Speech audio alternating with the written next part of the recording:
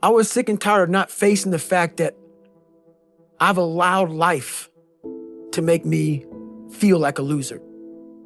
And a lot of us allow life to do that, and we accept it. And a lot of us talk about how we believe in God. We believe in something higher than us. If that is truth, you won't allow yourself to feel that way. A lot of people don't understand that. If you really believe, God did not put you on earth to be nothing. If you put yourself in a new situation, then new genes code for new proteins and build new neural structures and new nervous system structures. Same thing happens to some degree when you work out, right? Because your muscles are responding to the load, but your nervous system does that too. So you imagine that there's a lot of potential you locked in your genetic code. And then if you put yourself in a new situation, then the stress, that's the situational stress that's produced by that particular situation, unlocks those genes and then builds new parts of you. So that's very cool, because who knows how much there is locked inside of you. A lot of us like to visit a very uncomfortable world, like living with a SEAL. He visited for 30 days, an uncomfortable world. That's my lifestyle. People ask me, so why do you still do this every day? I'm 43 years old. I did 21 years in the military. Now I'm a firefighter. I'm a wildland firefighter. I don't need it. I'm good. Why do you still do this? You right now are a leader. You sit in this chair right now to thousands, hundreds of thousands of people. That's why you do it. Why you get up at 3, 4, 5, 6 o'clock in the morning is because you are setting the example for others to follow. There's so many times in life you don't want to be doing what you're doing. You can't just quit. Remember this, this isn't a hobby, it's not a joke, it's a lifestyle. So what you say to yourself is important. There's no coach, there's no trainer to keep you going, it's only you. So think about this, you've been working your whole life to get a seat at the table.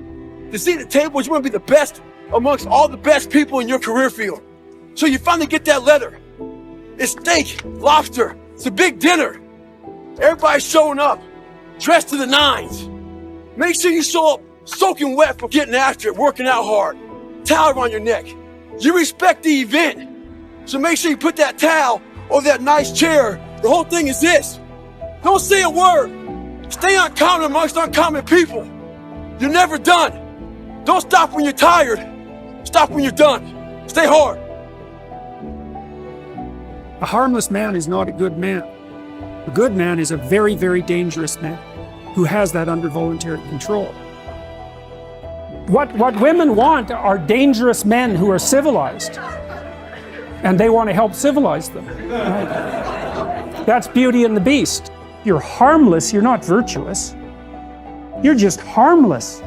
You're like a rabbit. A rabbit isn't virtuous. It's just can't do anything except get eaten. It's not virtuous.